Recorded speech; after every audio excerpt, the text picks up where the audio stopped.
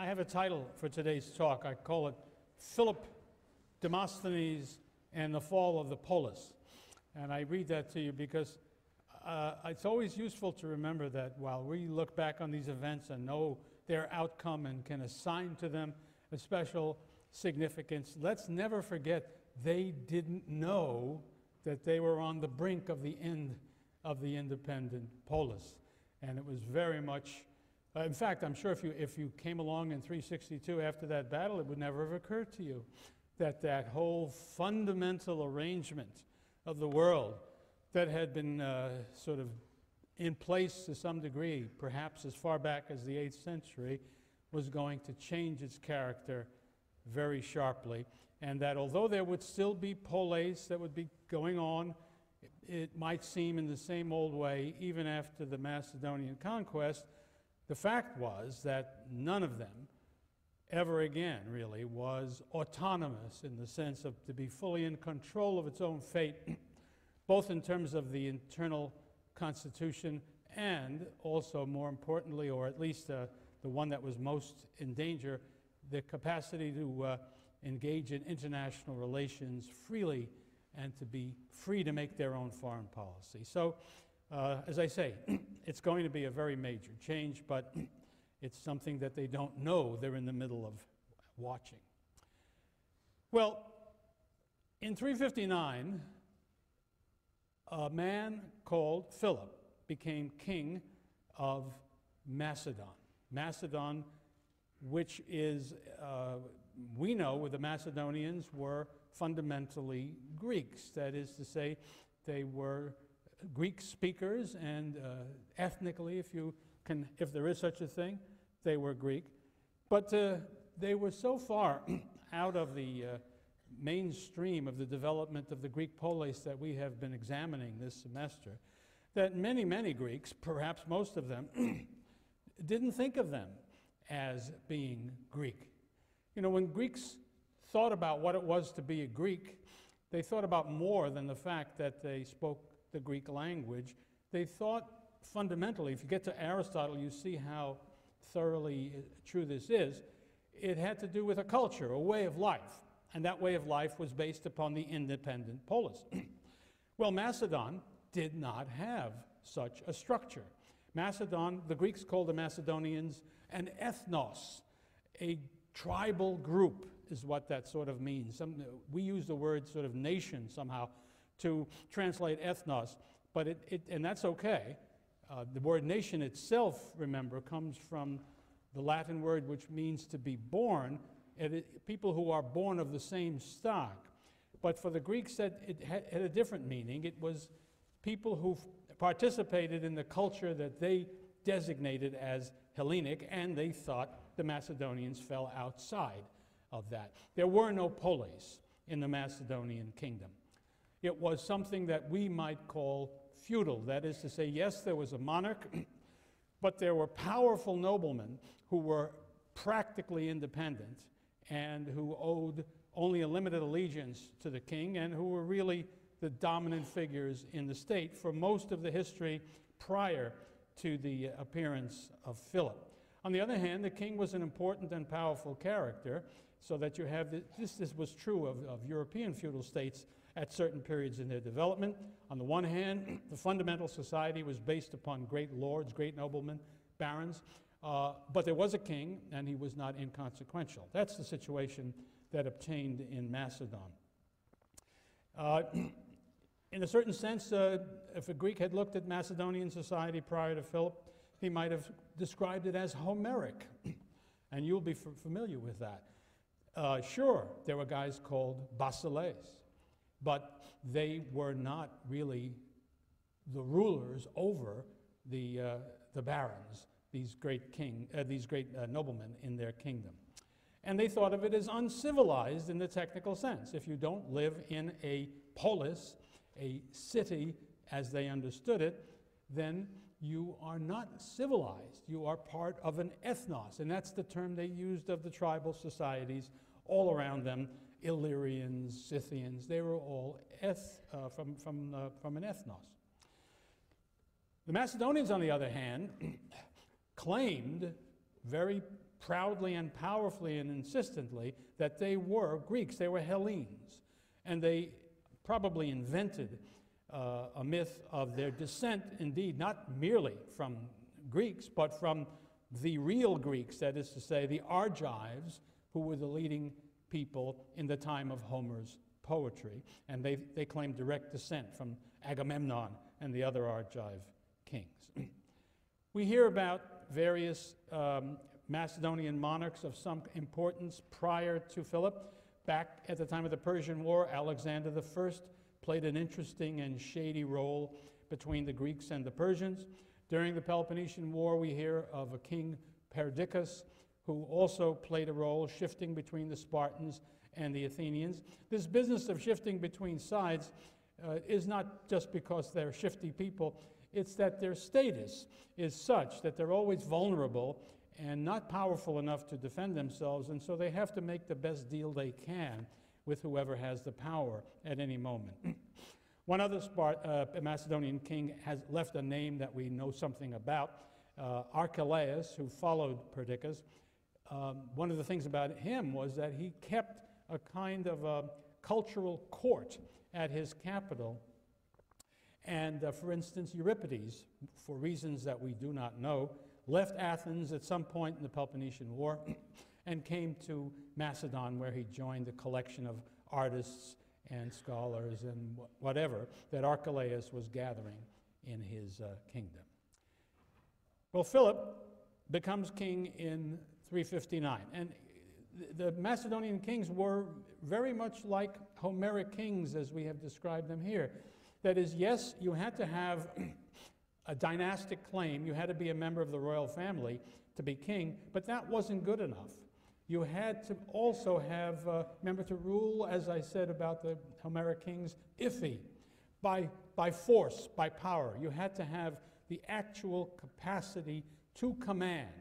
And that was, sometimes you had to demonstrate that by fighting it out among various potential successors with having the winner come out as the king. Something like that is what Philip did. He was not the most direct descendant of the previous king. He was left as a kind of a regent over the underaged young king, just a boy, and he was actually Philip's nephew and Philip's ward, and Philip took care of him in more senses than one, finally killing him and replacing him on the throne. That was not a unique event in Macedonian history. So Philip is now on the throne, and of course with this disputed descent, this disputed right to the throne, you can imagine that he is not in the most secure position when he takes over this job. And so I think some part of his actions, certainly at the early part of his career and perhaps all the way through, was meant to demonstrate his own greatness, his own capacity to be king, so as to put down all resistance internally. And for that purpose, what could be better than spreading the boundaries, increasing the power, and making the greatness of Macedon more than it had been before, and that's what he undertook. It looks as though, I think we have enough evidence to believe, that he certainly, of course, meant to rule Macedon and to do whatever was necessary, however harsh, to make that secure. But it is pretty clear that he had it in mind to conquer Greece, to make himself the master of Greece. That was certainly one of his objectives. As a matter of fact, an interesting part of his biography was that as a young man, probably I should say as a boy, probably in his teens, he was sent to Thebes as a hostage as a result of a war between the Thebans and the Macedonians. But he was treated as a member of the royal family. He was treated very decently and with respect, and he spent his time in the house of Epaminondas.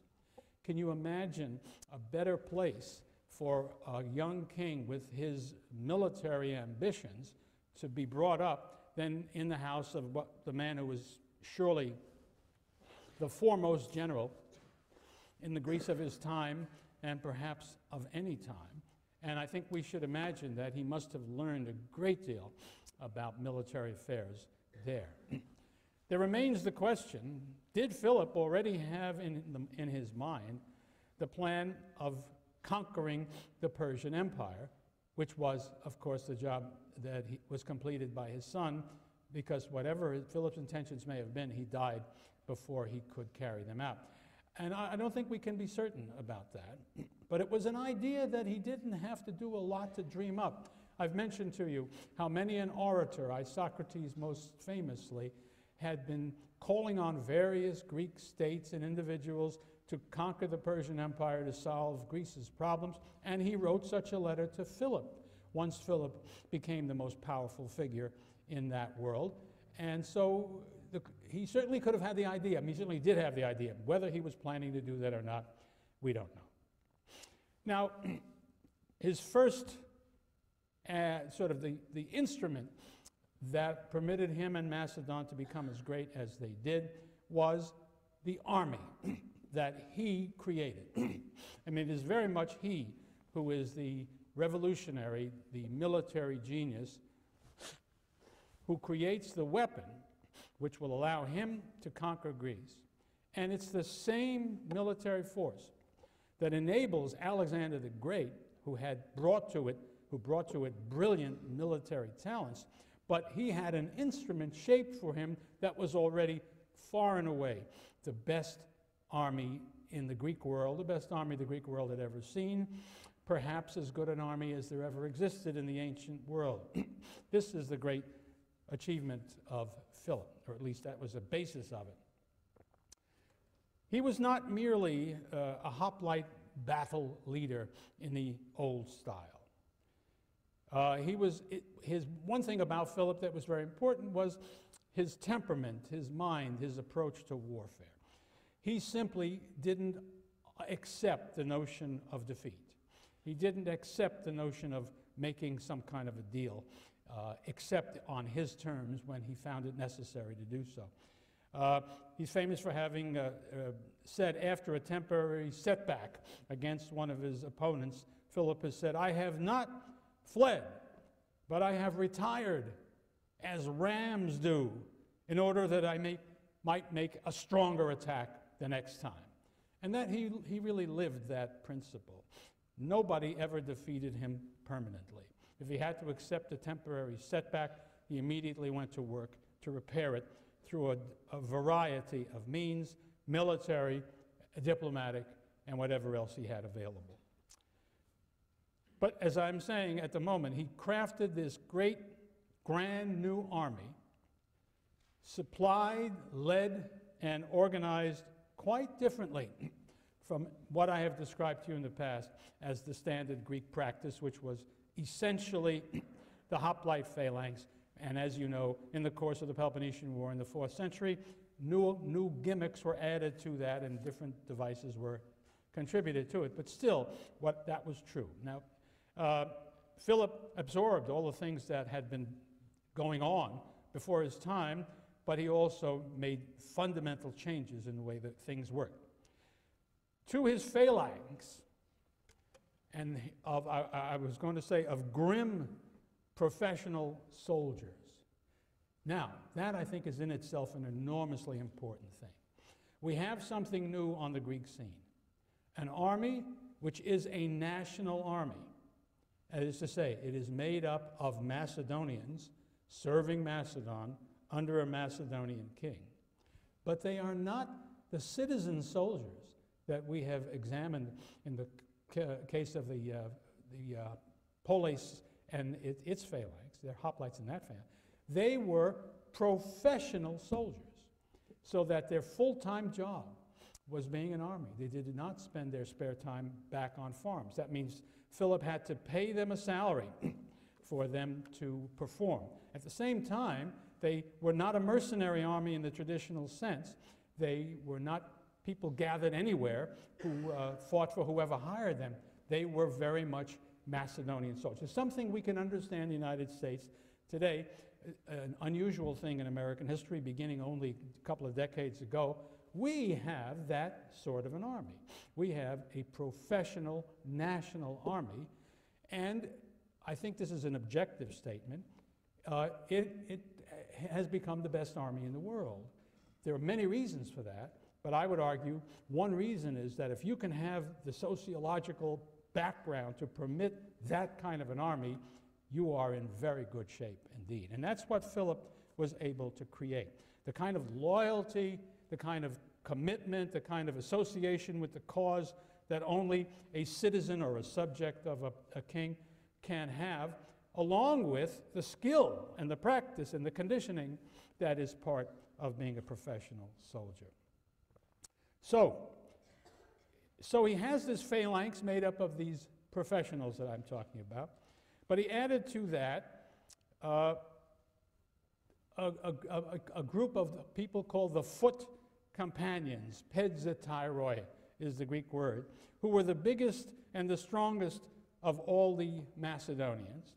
And to that group he added the companion cavalry, the hetiroi themselves, the companions of the king.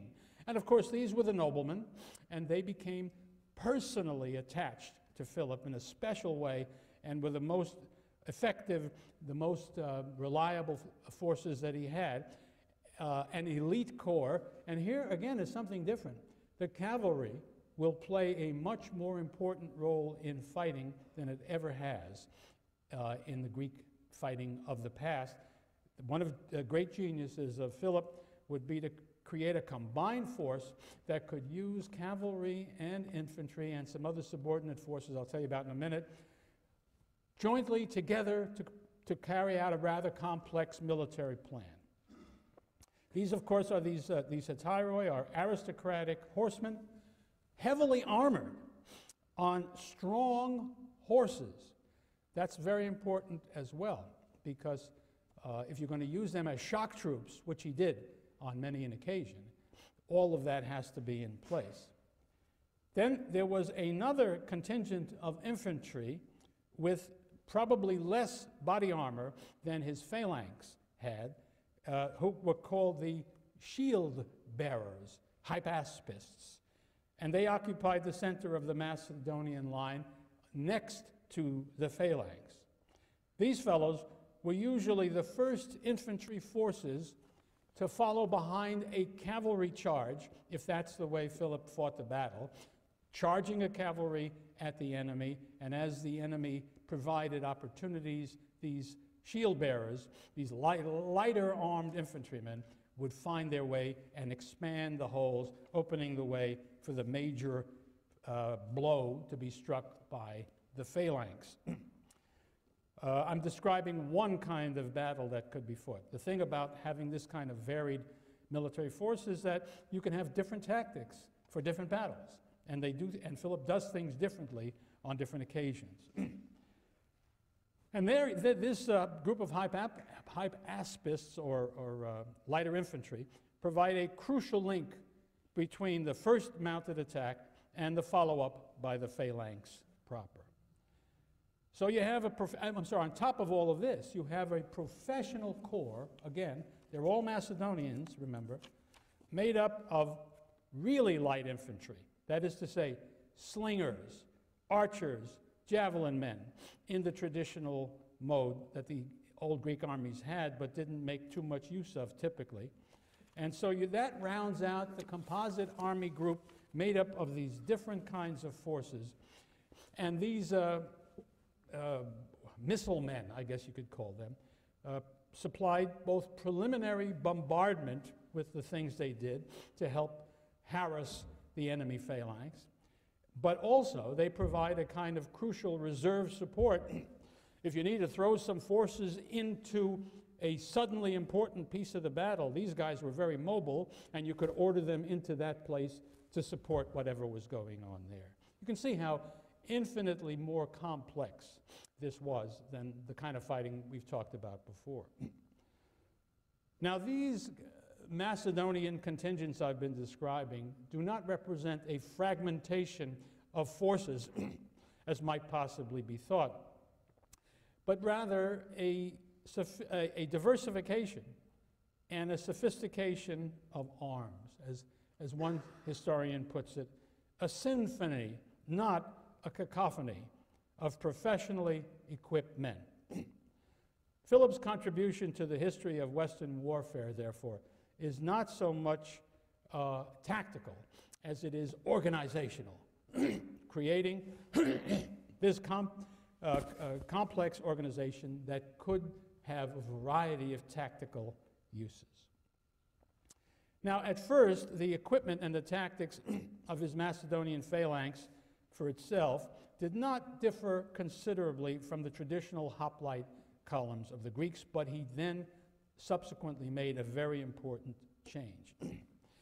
Now, he does keep the spear, the pike that was the fundamental weapon of the old phalanx, but it was lengthened from being, let's say, roughly 8 feet long to 14 feet or so. Now, you cannot hold a 14-foot pike with one hand. This is a two-handed weapon. If you're going to control and use it effectively, that's what you have to do. Well, if you're going to have two hands on this thing, you can't have that hoplite shield. That was the characteristic of the old hoplite phalanx. So the shield shrank and became unimportant. You realize that once you do this to your hoplite phalanx, it can only function successfully as an aggressive force, if you see what I mean. You can't just take blows. You have to be delivering blows all the time. The greaves and the breastplates and the heavy headgear were replaced either with leather, which was lighter, or various composite materials, or else abandoned altogether. So you can see these hoplites don't look anything like the hoplites we're accustomed to. The central idea, however, of a fighting mass of infantrymen remained predominant.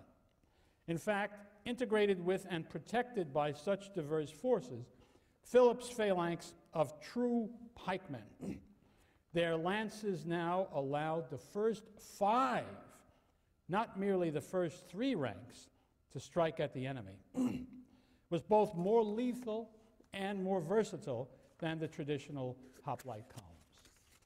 The historian Polybius, who wrote in the 2nd century BC, but you have to realize he was a contemporary of Macedonian soldiers who were still fighting fundamentally in the same way that Philip had created, so he knew what he was saying.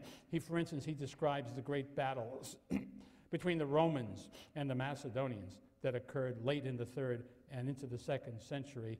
So he even saw, or certainly knew about, the new phalanx, the Macedonian phalanx, tackling the Roman legion and fighting it practically to a standstill.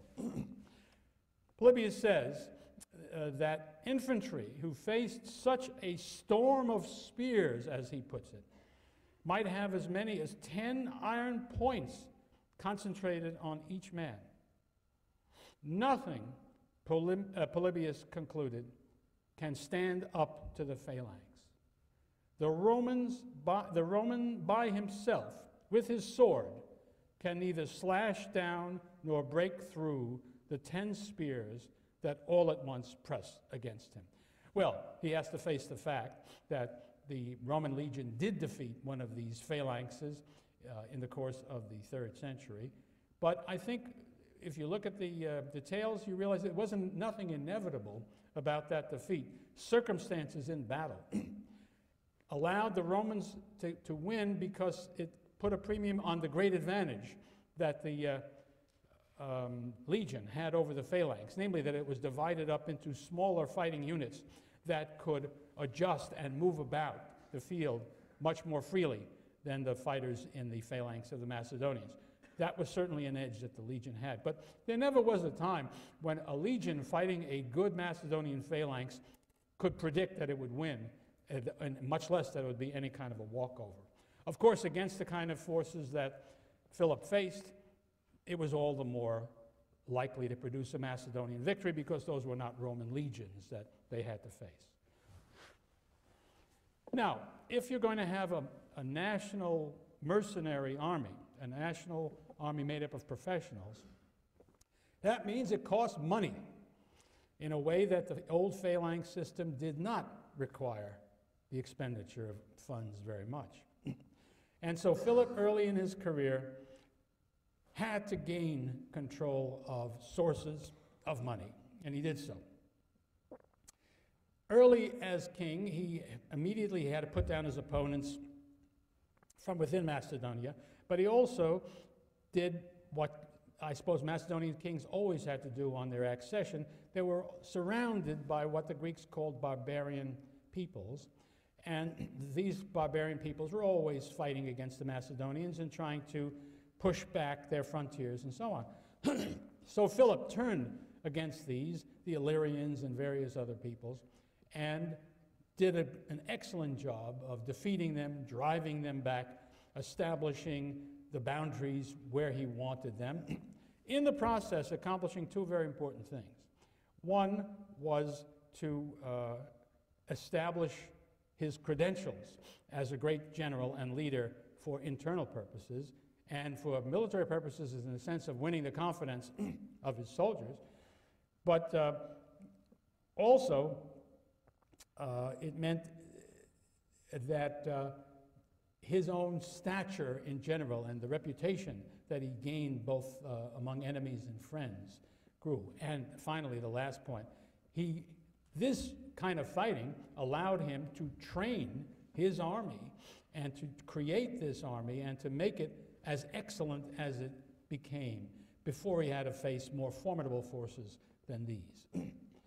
So now he has won the loyalty of his nobility to a degree that no predecessor ever had. He now has these barons who are so independent, happily, gladly serving him and being rather in awe of him. And the army in general was devoted to him in a way that was unprecedented for the Macedonians. Now with this weapon largely forged, he was able to begin serious expansion in the Greek world. A critical step rather early in his monarchy was his attack on Amphipolis. And you will remember Amphipolis was this Athenian colony that was such a big deal for the Athenians that they were prepared to do almost anything to get it back, but they never had thoroughly been able to get it back until recently. And so now he took Amphipolis. What was more important than anything for him was that who held Amphipolis was likely to hold Mount Pangaeum, which is right near Amphipolis, which contained gold and silver mines that were producing wealth as they had been for centuries now. And now that wealth was going into Philip's pocket. And he used it for the purpose that was most important, chiefly for paying for that army that I have been talking about.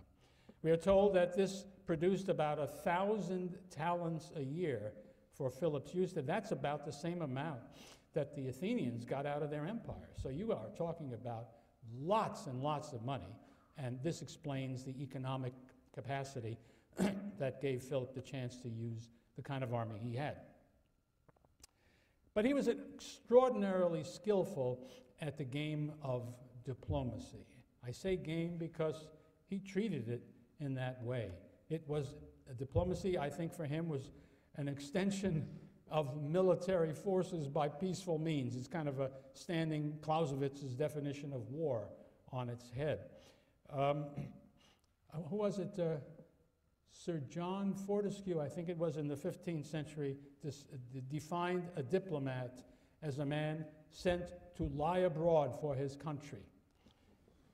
I think the spirit behind that pun was certainly right for Philip, that for him diplomacy was a way for advancing his country's interests by whatever means that he possibly could. He was very good. And one of his very great skills was precisely to lie in a very convincing manner.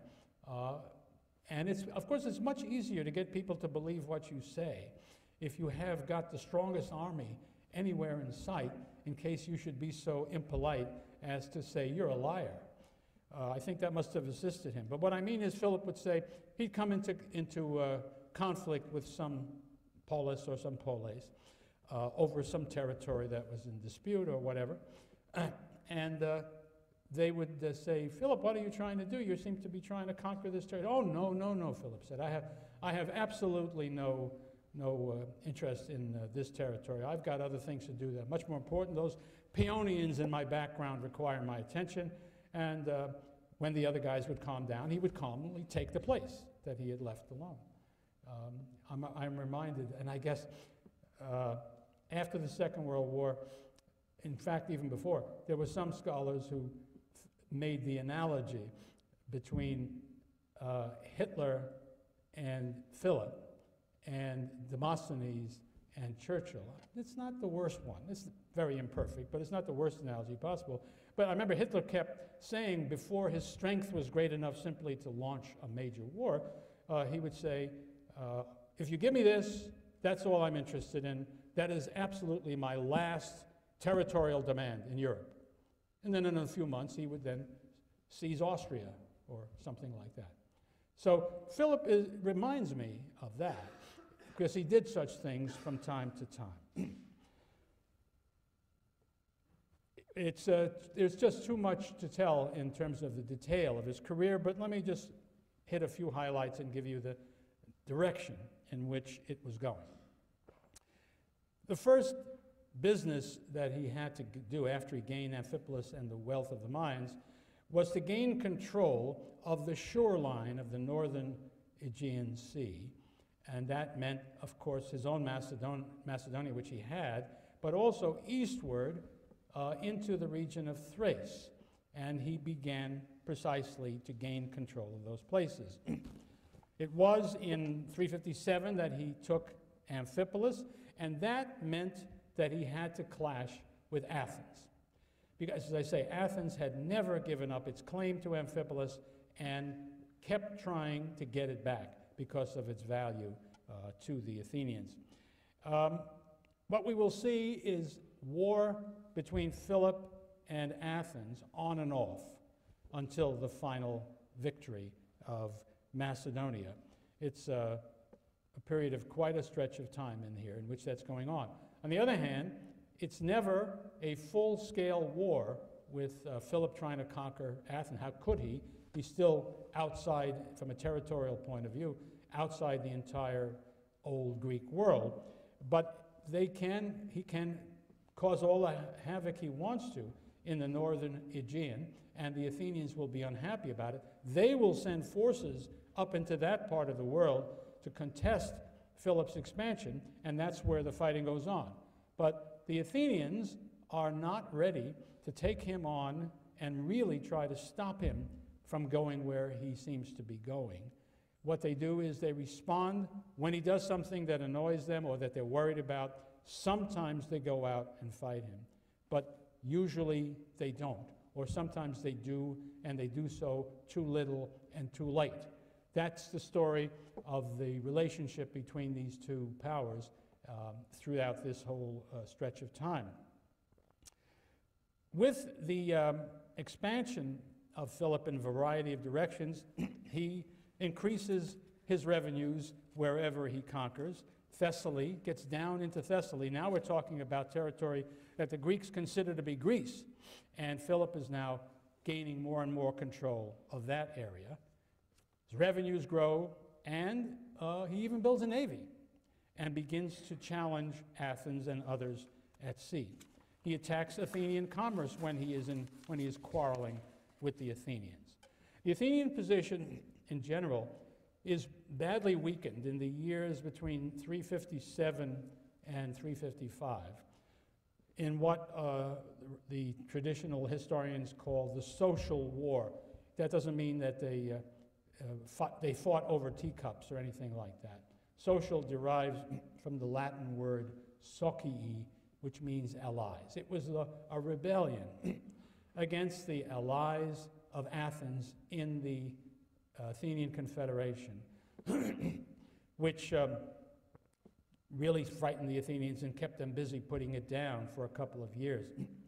There is some debate among scholars today as to how oppressive or not was the Athenian rule of its empire. The more recent scholarship has suggested that the Athenians were not really very oppressive, which leaves I think, for them an uncomfortable question.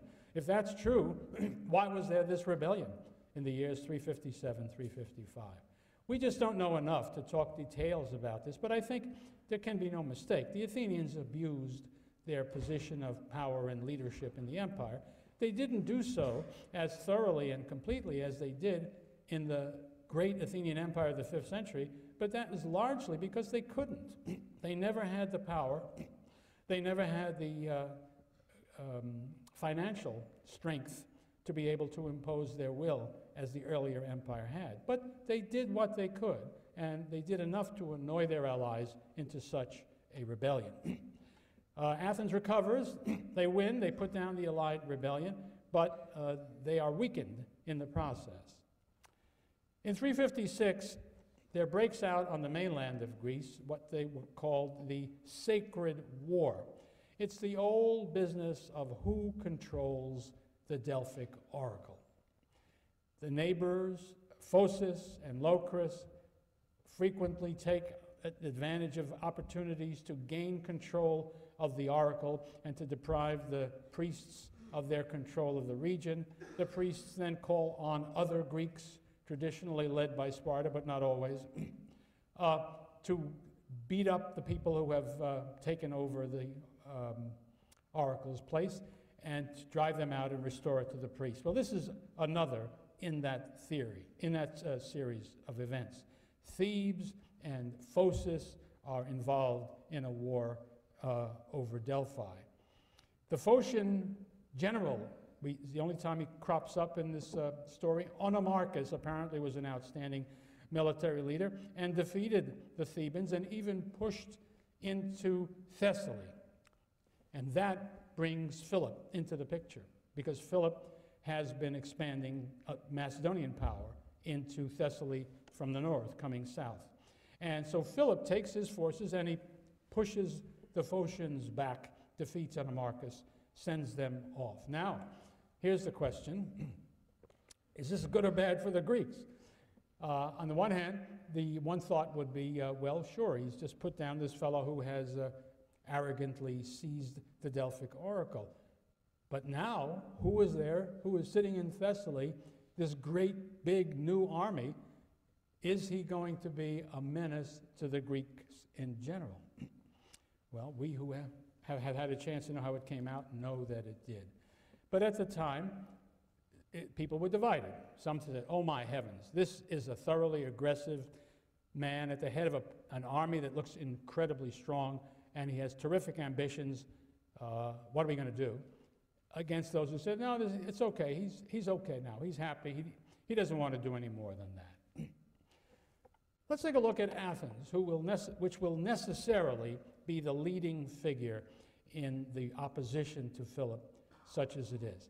Thebes, last time we looked at Thebes, Thebes had reached a position of power perhaps greater than that of Athens, but you remember the deaths of Pelopidas and Epaminondas simply did not allow Thebes to continue to have that vitality and power that it had before. It's still a very strong state. Its hoplite phalanx is still formidable. They still have great ambitions and so on, but it turns out they don't really have the capacity to take the lead in such a business. The Athenians do, and they are very much concerned about what's happening. But it's not the same Athens that we saw in the height of its power in the 5th century. Relatively speaking, it is a very poor place indeed. It is, however, still the #1 naval power in the Greek world, and therefore very important. Let's take a look at the internal life of Athens a little bit to notice some changes. They will have some significance in terms of what decisions the Athenians make. There is something that was introduced, we don't know just when. It might have been late in the Peloponnesian War. It might have been afterwards. It is called the Theoric Fund. And what that is, it gets its name apparently because there was a payment to the Athenian citizens of the price necessary to pay for the ticket to see the great theatrical festivals that went on twice a year in Athens, which had apparently degenerated pretty much into a dole, into a kind of a welfare fund for the very poor. It did not amount to a stunning amount of money, but given the poverty of Athens in general, any fund of money could be very significant at critical moments, especially on issues of national defense. But there was a lot of argument. The Democratic Party, the party of the underprivileged or whatever, always insisted that everybody's supposed to keep hands off the theoric fund, which should only be used for its welfare state. I'm embarrassed to use such a term because, of course, there's nothing like that in the ancient world. I mean, just for that portion of the national income that was used to alleviate the worst poverty.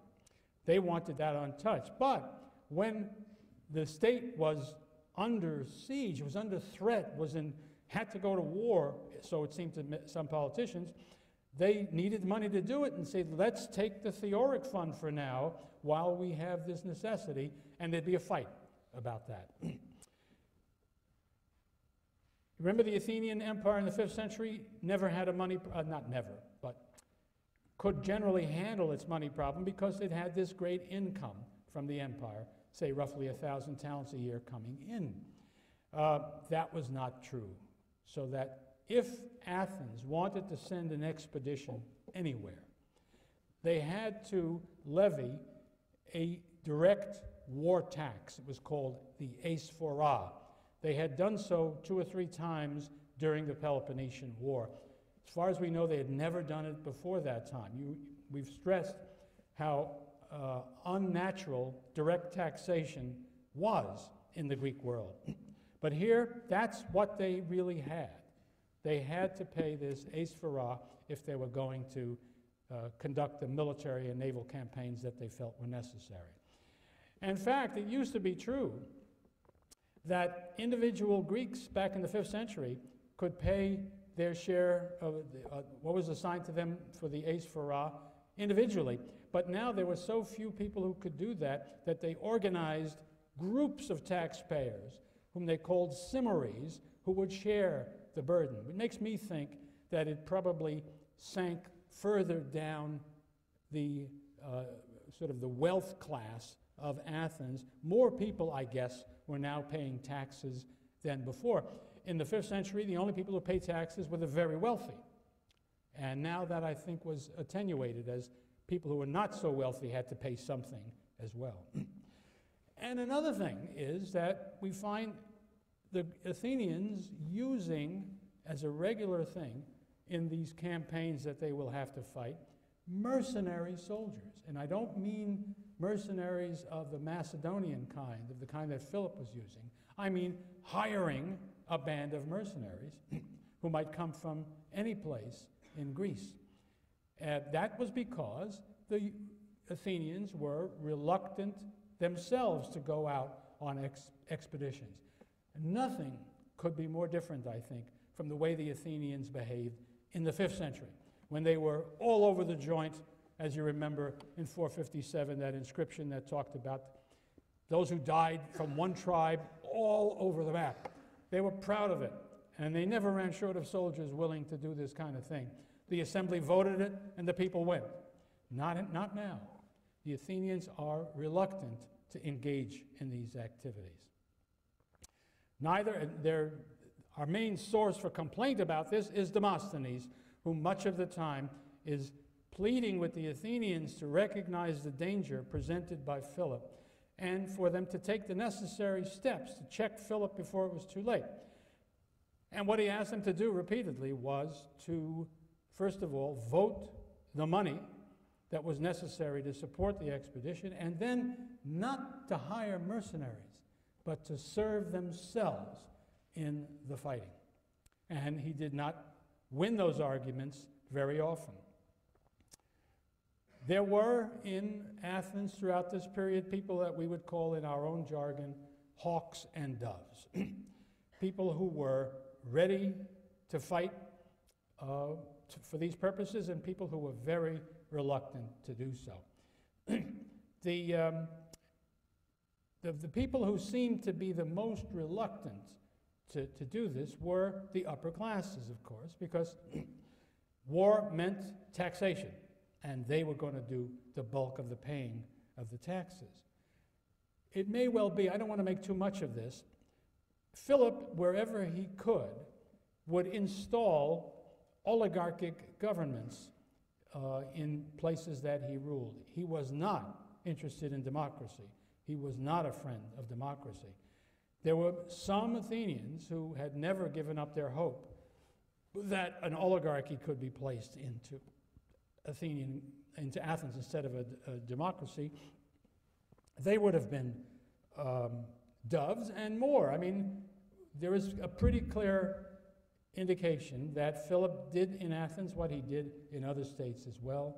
He bribed important Athenians to be champions of his cause. And the people it's easiest to get this to work with are people who agree with your approach, who are on your side of the argument. So there was some of that. And, I mean, there was a real difference of opinion, as there always is. We should be very aware of it. In our recent years, this is the kind of thing you see. Some people in society seeing a great danger out there that must be prepared for and confronted. Others thinking that that is overblown, that that is too pessimistic, that there is no such great danger, or that it can best be dealt with by negotiation and conversation and anything but fighting. And that was the situation in Athens. You could, if you were hostile, if you were a member of the hawk faction, you would say your opponents were deluding themselves about the degree of the danger and that Philip was a very special kind of a menace. If you were a dove, you would accuse your opponents of being alarmists, excessively afraid, and worse. Of course, both sides accused each other of much worse things having to do with their characters and so on, as people always do. The first statement we have of Demosthenes, who will emerge as the dominant hawk for most of the time that he's doing business in Athens, is in 351, when he delivers the speech that we call the First Philippic.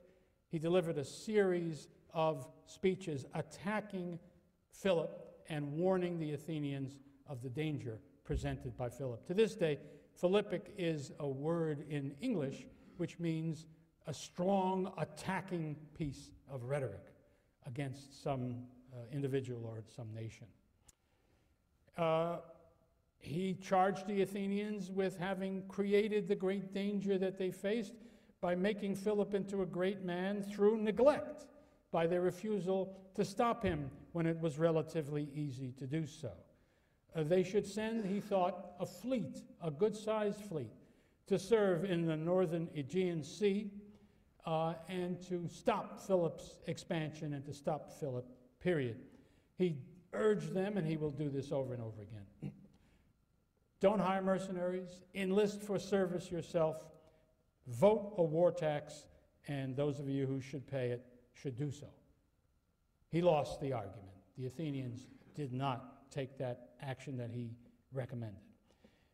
Philip, pretty soon after that, attacked the Olynthians. You remember Olynthus is an important state on the Chalcidic Peninsula. It has been a very significant state back in this century. You remember when the Spartans went up there to defeat the Olynthians, who had constructed a league of their own. Well, they weren't out of business yet. So Philip went after them, and again, what's his name? Demosthenes urges the Athenians to get involved and to prevent Philip from taking Olynthus and the Chalcidic states and gaining control of the northern Aegean Sea and all the danger that that presented to Athenian interests. Again, he loses the argument. He delivers 3 Olympiac speeches which have the same character as the one I've described, but the Athenians do not do it. In the year 348, Olynthus falls. That city and the other cities of the region were destroyed. And you remember, this is not a typical way in which the Greeks dealt with defeated states, although heaven knows the Peloponnesian War had seen examples of it. But it was a very, very harsh kind of warfare that Philip carried forward. He destroyed the cities physically. He enslaved what was left of the population. And so this was a message. I think it wasn't just that he had a cruel temperament, though I suppose he must have had that too, but it was meant to be exemplary. It was meant to say, when Philip says, do this, do it. Because then if you don't, he will crush you, and this is what will happen to your city and to you. That's an old technique, you know. We know that the Assyrians used to do that way back in biblical times, in which they would deliberately be as brutal and cruel as they could be, and having done so, would broadcast how brutal and cruel they had been in order to encourage other states to behave appropriately in the future. Hitler had used those same tactics early in the Second World War when he destroyed the city of Rotterdam from the air, completely not military whatsoever. It was obviously intended to terrify everybody who might want to resist him. So that's what Philip did up there. Finally, after further fighting of one kind and another, the Athenians and a number of other Greeks make a treaty with Philip. It is called the Peace of Philocrates. He was one of the negotiators on the Athenian team. There really didn't seem to be much disagreement among the Athenians as to the desirability of this peace. Even Demosthenes, who was normally opposed to anything like it, felt that it probably had to be done. And I think that just reflected the realities of the distribution of power and also of the willingness of the Athenians to do anything more than that. And so there is this period of the Peace of Philocrates in which the Athenians make a defensive alliance with Philip. And there things sit when another development raises the panic button, I think, for Demosthenes and some others. The Sacred War is another sacred war going on. This time, the people who want to restore power to the priests invite Philip to lead the Greek forces in the sacred war. That is a very big deal.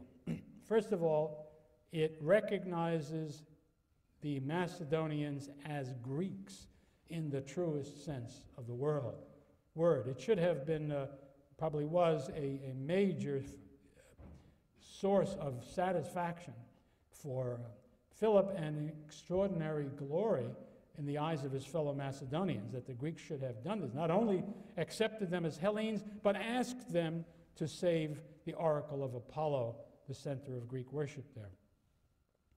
So he takes his army, he runs into the Phocians, blasts the Phocian army, and does what he was asked to do.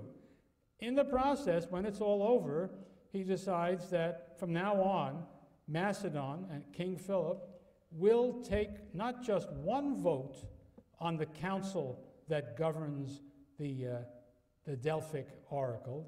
I may have mentioned it to you earlier in the semester, the Amphictyonic Council, the council of those who dwell around Delos. Delphi. He took 2 votes on that council, and he made himself president of the Pythian Games. You remember these Pan-Hellenic festivals. There were 4 great Pan-Hellenic festivals, Olympia, Nemea, the Isthmus of Corinth, and the one at Delphi, which was called the Pythian Games. And here is this barbarian from Macedonia, not only sitting on the council, but being the chairman, holding the position of honor as all the Greeks gathered for the Pythian Games. Well, This must have had an enormously intimidating effect on many in the Greek world, and it becomes more and more Athens that has to take the lead if anybody is going to resist. And the Athenians were concerned, at least those who were not determined to accept the course of events. And Philip was very careful with Athens. For this, there was a very good reason. It had a special strategic set of advantages that nobody else in the Greek world had, and that Philip didn't have an easy answer for. Athens was a walled city which had proven itself capable of defending those walls. And you should realize that up to this point in Greek history, nobody has demonstrated any kind of ability of taking a walled city by force. The only way you can take a walled city is by surrounding it and starving it out. But you remember, now that the Athenians have a navy and walls, they can't be starved out in the same way. So taking on Athens, if you really want to take the city, is a job that's very difficult indeed. And of course, the Athenians have their navy, which makes that true, but also allows the Athenians to do you harm in a way that other states cannot do. So all of that means that Philip is not about to make a headlong assault on Athens, but to try to have his way by going around Athens somehow. He tried to win Athenian support through his usual technique of soft words, explaining how he had no aggressive intentions in areas that the Athenians were interested in, even though he'd already demonstrated that that wasn't right.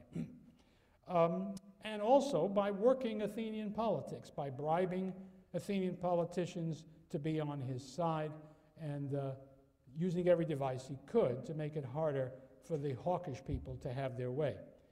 Demosthenes, from here on in, is determined and determinedly against Philip, spending all his energy and time trying to get up Athenian support, and then indeed to put together a coalition of states besides Athens to resist and fight and defeat Philip.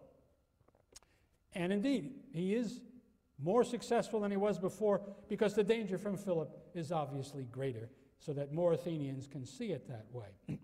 The league he puts together includes Euboea, Megara, Achaia, Acarnania, Leucas, Phocis, and finally Thebes. Now that's a pretty good trick. Phocis and Thebes are traditional opponents, but they're both in the league, and what that tells you is that those states, and especially those states which are in central Greece, closest to where Philip is located with his forces in Thessaly, and so they now see that there is a great danger from him, and they join in an anti-Philip coalition. He doesn't go at them immediately, directly. He goes to war, but he does so up in the north on the shores of the Aegean Sea. He moves eastward. This is an enormously clever thing to do, towards what the Greeks called the Chersonesus, the peninsula, which we call the Gallipoli Peninsula, the Hellespont. Philip wants to gain control of that, because if he can control the Hellespont, it's the old story, he can cut off trade, he can starve Athens out, and it would hurt others too, but Athens would be the main attack. And so he moves forces to the Thracian coast, taking various cities there and gaining more and more territory towards that end. And then he goes all the way across to the Bosphorus to Byzantium, modern Istanbul, and he takes that city as well. And of course, you can cut off trade if you can control the Bosphorus. So this is very, very serious for Athens, and it's on this occasion that Demosthenes delivers his third Philippic, making the same case as he has been making all along, and only doing so, I think, with even greater intensity, and this time with more persuasiveness, because more and more Athenians understand how serious this menace has become. A small point, but not so trivial, that the Athenians were able even to enlist the support in language, at least, by Persia. If the Athenians, the Greeks, are going to fight this guy, it would be awfully handy if you could get the Persian support. As it turns out, the Persians don't do anything of importance in resisting Philip. But it shows you how Demosthenes and those Greeks who agreed with him were attempting to put together as strong a coalition as they could to try to stop him. Forgive me, I just don't pay too much attention to what I'm saying, but I'm constantly being reminded of the behavior of the European states just prior to the Second World War. And in place of Persia, I think we would have to put the United States of America, which was out of the game and sort of constantly trying to stay out of the game, powerful isolationist sentiment in this country, and people in Europe, some people urging that everything be done to get the United States into the game, and others reluctant to do that. It wouldn't have made any difference. Nothing would have gotten the Americans to take an active part against Hitler at that time. And I suspect there was no chance that anybody could have convinced the Persians to do anything at this point either. But the Athenians do send a force, and it's a good-sized force, and it does a very good job. And they drive Philip back out of some of the places that he has conquered, which I think is interesting to think about. It's not obvious that if the Athenians had gotten their coalition together earlier, and if they had done the best they could, it's not obvious that they couldn't have defeated Philip. You know, there's this terrible danger that we will all become victims of the fait accompli. What happened obviously had to happen. It couldn't happen any other way. No, I don't think that's right. We certainly don't live our lives as though that's true, and we shouldn't allow ourselves to imagine it's true in retrospect. The fact that the Athenians could have such success against Philip as they did at this moment is evidence that that was by no means a hopeless cause. Once again, a sacred war breaks out over Delphi. Again, the Amphictyonic League, this time, of course, or having as its president Philip, invite Philip to lead the forces of the sacred war. The sacred war has been declared against the town near Delphi called Amphissa, and that's the force that he's going to use against it. Philip moves down from Thessaly, arrives at a place not very far from Delphi called Elatea on one side, and the other side at Thermopylae. These are the routes to get down into central Greece. Once you go through those places, you are right next to Boeotia. You are a couple of days from Athens. You're right in the middle of a position where you could do terrific harm. When the Athenians receive the news, there really is panic. Demosthenes tells the story. Now, Demosthenes is a witness who is excellent because he's a participant, contemporary. That's great. But you've got to look at him with a certain amount of skepticism because he's a participant. He's a guy who held a certain point of view. He was very active in politics. He has strong views on everything. His reputation depends upon how you look upon what he did, so that you must understand that when he tells us these things, he's telling it from his perspective. It's very much like Winston Churchill's histories of the two world wars, in which he played a very large part, even in the first, but certainly in the second. And it's not that he lies, it's not that he deceives, but when you read those stories, you read them as Winston Churchill sees them. And you have to be alert to that. There's another thing about Churchill, there's a wonderful story, apparently true, that when Churchill's book on the First World War came out, I forget the title, but let's say it was called The Great War, which it wasn't. The former Prime Minister, Arthur Balfour, who didn't like Churchill at all, is supposed to have said, "I see that Winston has published another book about himself and called it The Great War." The enemies of Demosthenes might say the same things about what he says in some of his speeches. But Later on in his career, when there was a big battle between him and his chief opponent, his friends, Demosthenes' friends, were asking the assembly to vote him a crown. It meant a crown of leaves, not of gold. But the honor for things he had done for Athens. And his opponents thought that, you know, what should be done for Demosthenes for what he had done to Athens is to throw him off the Acropolis. So that there's a great debate that we have both halves of. And it's in that debate that he recounts the things he has done for Athens, why they should be grateful to him. And this moment is one he points to.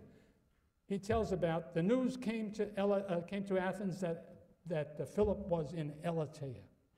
And he says, we all gathered there first thing in the morning, and the place was full. If you remember that passage I read to you from Aristophanes about how things usually were in the Athenian assembly, where everybody came ambling in late, no problem, nobody was in a hurry. No, he says, and everybody was there. And when the Prytany for the day, the president of the meeting came to that point where he said, who wishes to speak? No one raised a hand. And then I got up and gave you guys the good advice that followed and all that stuff. But I think we can't doubt the essential truth of the situation, that there was just a terrible fear and no idea how to cope. Demosthenes then suggested what steps should be taken to resist. One of them, and he was able to do it now, it was to use the Theoric Fund to supply the forces that were necessary. Secondly, to do something that was quite an achievement from a diplomatic point of view, to make an alliance with Thebes. Ever since the late 370s, Athens had not been allied to Thebes. It had become alarmed at Theban power and had joined even with Sparta against the Thebans. But here, as we're into the very late 340s, early 330s, he makes an alliance with Thebes so that what is surely the strongest ground force on the side of the Greeks against Philip will be there, namely the Thebans, and the Boeotians in general. Finally, in 338, the Battle of Chaeronea takes place in western Boeotia. And the result is a victory for Philip. The battle itself was by no means a walkover. It was very close. Our accounts of it make it clear that there was every possibility, even then, even though the Spartans weren't there, even though Philip's forces were at their peak, the Greeks might have won that battle. That's a very important thing to remember. But they didn't. Philip won, and that was the end of Greek freedom. Thereafter, the states all had to bow down to Philip in terms of foreign policy. In many cases, he actually interfered in their internal autonomy. He established garrisons at key places in the Greek world, including Chalcis and Euboea, Corinth, and out in Ambracia in the west, and they were called the fetters of Greece. It was like he put a great chain across Greece to show and demonstrate and make real his control. Athens was forced to abandon the confederacy, its own confederacy. They were forced to make an alliance with Philip. He constituted, in 336, the League of Corinth with himself as president. It was an offensive and defensive alliance. Philip was commander-in-chief, and he could tell everybody what to do, and they would have to do it. This truly was the end of Greek freedom. As it turned out, Philip was assassinated in the same year, so that he never was able to demonstrate how he would carry on once he had that power. The business of the conquest of Persia, if that was in the mind of Philip, had to be left to his very young son, Alexander, who I think was 18 at this point. So that gets us to the interesting question of history's judgment on these events, and especially I think the interesting person is Demosthenes. And as you read in your problems collection, the 19th century German historian Droysen and the German historians of that time in general had no doubt about the judgment. It was very negative about Demosthenes. After all, what was Athens anyway? According to Droysen, it was ein Advokatenrepublik. It's the lowest blow anybody could deliver. A republic of lawyers. And what Demosthenes was trying to preserve was Kleinstaaterei, the world of small independent states, a contemptible term in the eyes of Droysen and his fellow nationalists. Germany, remember, had just was, I forget the date of his writing, either had already been unified by Bismarck, or nationalists were demanding that these little states all be brought together into a great German empire, and that's where Droysen was. The future, Droysen said, was with Philip. Demosthenes was a reactionary trying to retain things whose time had come and gone. What was needed was the unification of the ancient Mediterranean, and this was a step in that direction. Why was it necessary to have a unification of the ancient Mediterranean, as would finally be accomplished not by Philip and Macedon, but by the Romans? Because it was all part of the great plan without which there could not have been Christianity. Christianity could come to the world and dominate Europe because it had been made into a single world by virtue of the Macedonian and Roman conquest. And Demosthenes, in his small-minded, petty way, was standing in the way of that. Yes, there were admirable things about Demosthenes, but his behavior and his policy was quixotic because it was hopeless. And I think this is my reading of what Droysen really is saying. He lost, so he must have been wrong. Winners are always right, or else they wouldn't win. Now, I think we can evaluate that in a different way. If we think about a different situation, I've been thinking about it all along and telling you about it, which is, let's take a look at Winston Churchill, who had been called by historians the Demosthenes of that time, the man who had been calling attention to the danger from Hitler and trying to rally support, and really treated like an idiot until finally the dagger was at the throat of the British, and only then, and with great reluctance, did the British put him in control. Now, if we look at his experience and what he did, I think it's illuminating. The difference between a heroic victory and disaster can be terribly thin.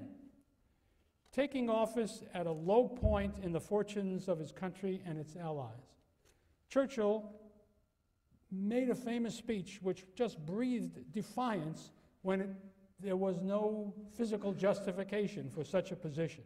He said this: "I have myself full confidence that if all do their duty, if nothing is neglected, and if the best arrangements are made, as they are being made, we shall prove ourselves once again able to defend our island home, to ride out the storm of war, and to outlive the menace of tyranny, if necessary for years, if necessary alone. We shall go on to the end. We shall fight in France. We shall fight on the seas and the oceans. We shall fight with growing confidence and growing strength in the air. And we shall defend our island, whatever the cost may be. We shall fight on the beaches. We shall fight on the landing grounds. We shall fight in the fields and in the streets. And we shall fight in the hills. We shall never surrender." And yet, England came within a hair's breadth of losing that war and suffering the horrors of invasion and occupation by Nazi Germany. In fact, that Hitler and Goering continued bombing the RAF's landing fields and ground facilities as they began to do with the Battle of Britain, instead of turning away from that and using their planes to bomb cities and scaring civilians, it's very clear to me that Germany would have won the Battle of Britain and control of the air, which would have made their success inevitable. Now imagine that it had gone that way.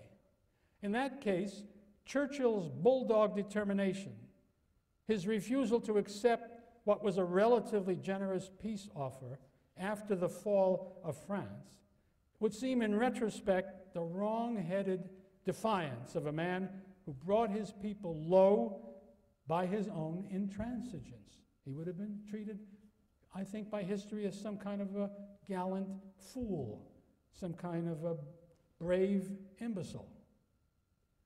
But men like Churchill and Demosthenes know that those who love liberty must fight for it, even against odds, even when there is little support, even when victory seems impossible. In spite of the outcome, it seems to me that the stand of Athens and its Greek allies at Chaeronea may have been, in words that Churchill used in another context, their finest hour. Thank you very much.